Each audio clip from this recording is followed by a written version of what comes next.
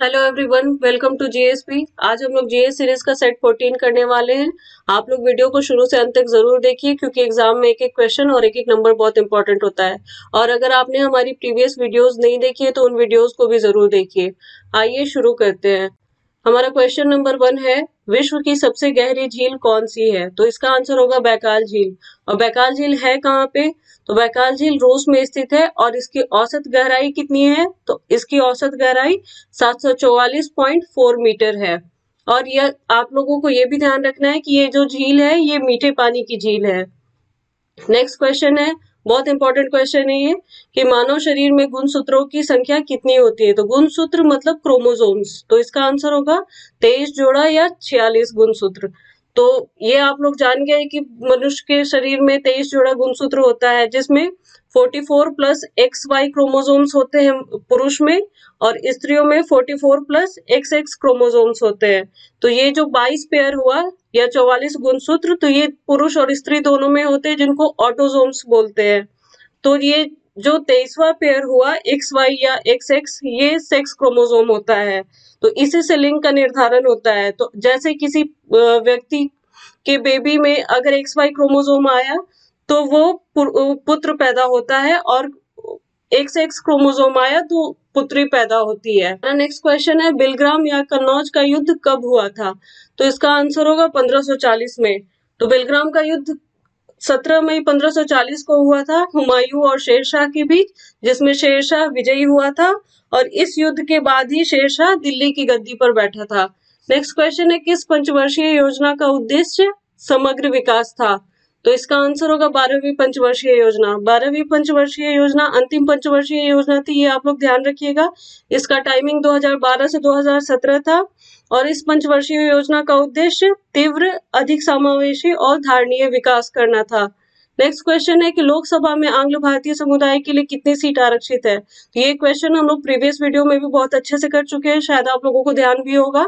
तो इसका आंसर होगा 2। तो लोकसभा में आंग्ल भारतीय समुदाय के लिए 2 सीटें आरक्षित है, जिनका मनोनयन राष्ट्रपति करते हैं। किस अनुच्छेद के तहत? तो अनुच्छेद 331 के तहत। और अगर ये सवाल जब विधानसभा से रिलेटेड पूछे तो क्या जवाब होगा? तो विधानसभा में आंग्ल भारतीय समुदाय के लिए 1 सीट आरक्षित होता है, जिसका मनोनयन राज्यपाल करते हैं। और किस अनुच्छेद के तहत? तो अनुच्छेद 333 के तहत। अगर आप लोगों को वीडियो पसंद है तो आप लोग वीडियो को लाइक जरूर कीजिए। हमारा नेक्स्ट क्वेश्चन है कि खासी पहाड़ियां कहाँ स्थित है? तो खासी पहाड़ियां मेघालय में स्थित है। खासी पहाड़ियां के अलावा गारो और जयंतिया पहाड़ियां भी मेघालय में स्थित है। तो वेस्ट टू ईस्ट इनका क्रम क्या हुआ? तो सबसे वेस्ट में होगा गारो पहाड़ी, उसके बाद खासी पहाड़ी, उसके बाद जयंतिया पहाड़ी। नेक्स्ट क्वेश्चन है, धन्वंतरी पुरस्कार किस क्षेत्र में दिया जाता है? तो धन्वंतरी पुरस्कार चिकित्सा के क्षेत्र में दिया जाता है। धन्वंतरी थे कौन? तो धन्वंतरी आयुर्वेद के प्रवर्तक थे और इन्हें भगवान विष्णु का अवतार माना जाता है। नेक्स्ट क्वेश्चन है कि हुमायूंनामा की रचना किसने की? तो इस टाइप के सारे क्वेश्चन बहुत इंपॉर्टेंट होते हैं, ये आप लोगों को ध्यान रखने चाहिए। तो हुमायूंनामा की रचना हुमायूं की बहन गुलबदन बेगम ने फारसी भाषा में की थी। नेक्स्ट क्वेश्चन है कि मोती किस पदार्थ का बना होता है? तो मोती कैल्शियम कार्बोनेट का बना होता है। मतलब इसमें कैल्शियम कार्बोनेट सबसे अधिक मात्रा में पाया जाता है, लगभग 85%। बाकी 2 से 4% पानी या जल पाया जाता है, और बाकी 0 से 10% कांचियोलिन, जो एक प्रकार का प्रोटीन होता है, वो पाया जाता है। नेक्स्ट क्वेश्चन है, उत्तर कोरिया और दक्षिण कोरिया को विभाजित करने वाली रेखा कौन सी है? ये बहुत ही इंपॉर्टेंट क्वेश्चन है, आप लोग इसका ध्यान रखिए। इसका आंसर होगा 38 डिग्री समानांतर या 38 पैरेलल। हमारा नेक्स्ट क्वेश्चन है, शरीर का सबसे कठोर भाग क्या होता है? तो इसका आंसर होगा दांतों का इनेमल। नेक्स्ट क्वेश्चन है, विश्व की दूसरी सबसे ऊंची चोटी कहाँ स्थित है? तो ये बहुत इंपॉर्टेंट क्वेश्चन है, इसका आंसर होगा जम्मू कश्मीर। कौन सी है दूसरी सबसे ऊंची चोटी विश्व की? तो K2 या गॉडविन ऑस्टिन। इसकी हाइट कितनी है? इसकी हाइट 8611 मीटर है, और ये काराकोरम रेंज में स्थित है। नेक्स्ट क्वेश्चन है, मरणोपरांत सर्वप्रथम किसे भारत रत्न से सम्मानित किया गया था? तो ये भी बहुत इंपॉर्टेंट क्वेश्चन है, और ये आप लोग जानते भी होंगे। इसका आंसर होगा लाल बहादुर शास्त्री।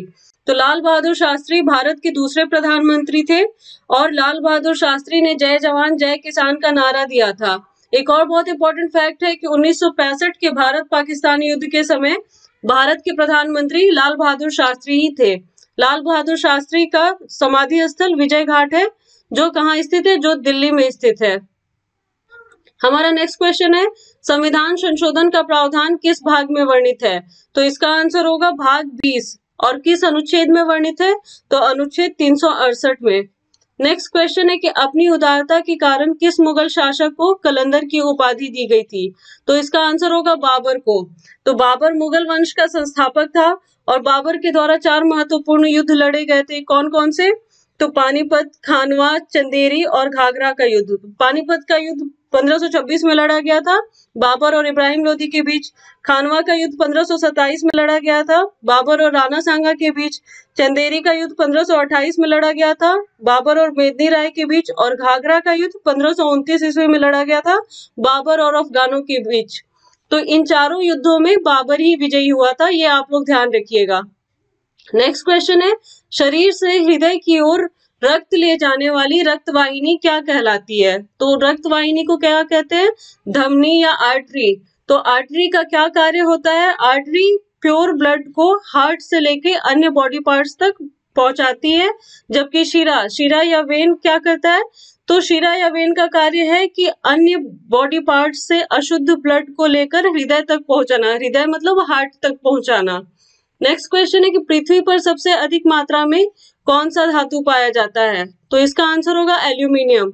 तो वैसे तो पृथ्वी पर सबसे अधिक मात्रा में ऑक्सीजन पाया जाता है, उसके बाद सिलिकॉन और उसके बाद एल्यूमिनियम, लेकिन यहाँ पे धातु पूछ रहा है और ऑक्सीजन एक अधातु है जबकि सिलिकॉन एक मेटलॉइड या उपधातु है। यहाँ धातु पूछ रहा है मतलब मेटल, तो यहाँ पे एल्यूमिनियम सबसे अधिक मात्रा में पाया जाता है, जिसका परसेंटेज कितना है? 8.13% या 8.32%।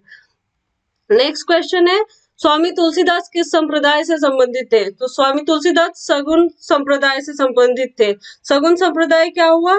तो सगुन क्या होते हैं? सगुन वो होते हैं जो भगवान के अवतार या छवि को मानते हैं, जबकि निर्गुण वो होते हैं जिनके अनुसार भगवान का जन्म कभी नहीं होता है, वो निराकार होते हैं और उनका कोई रूप नहीं होता है।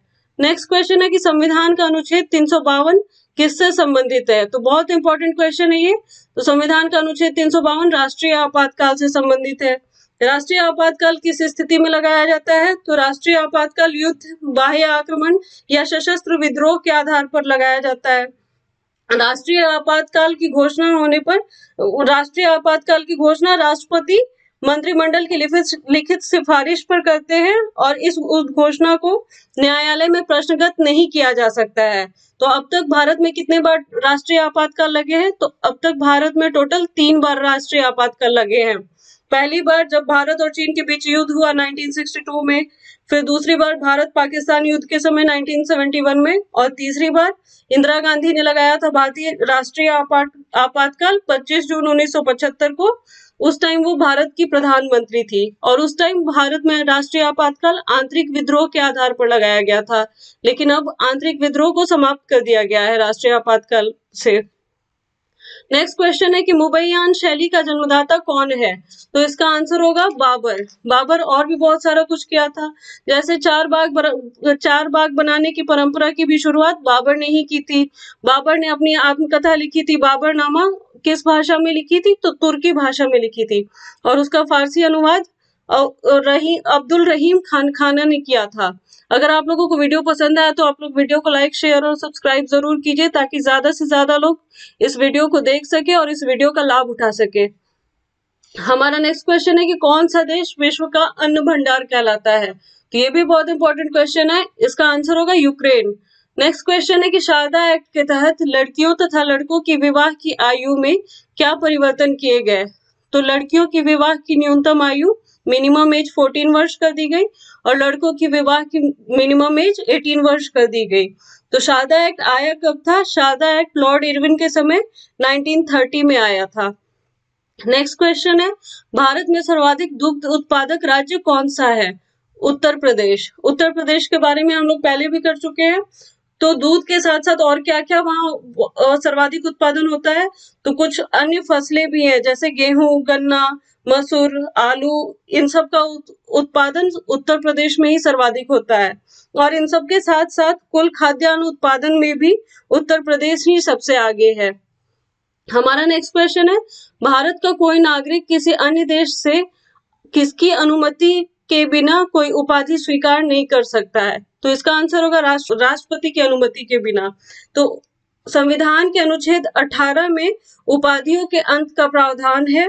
तो कोई भी राज्य किसी व्यक्ति को सेना या विद्या संबंधी सम्मान के अलावा कोई अन्य उपाधि प्रदान नहीं कर सकता है। नेक्स्ट क्वेश्चन है कि प्रकाश विद्युत प्रभाव की खोज किसने की थी? तो इसका आंसर होगा अल्बर्ट आइंस्टीन। अब नेक्स्ट क्वेश्चन आप लोगों के लिए है, ये हम लोग प्रीवियस वीडियो में कर भी चुके हैं, तो इसका आंसर आप लोगों को जरूर देना है कमेंट बॉक्स में। तो क्वेश्चन ये है कि कृषि को उद्योग का दर्जा देने वाला प्रथम राज्य कौन है?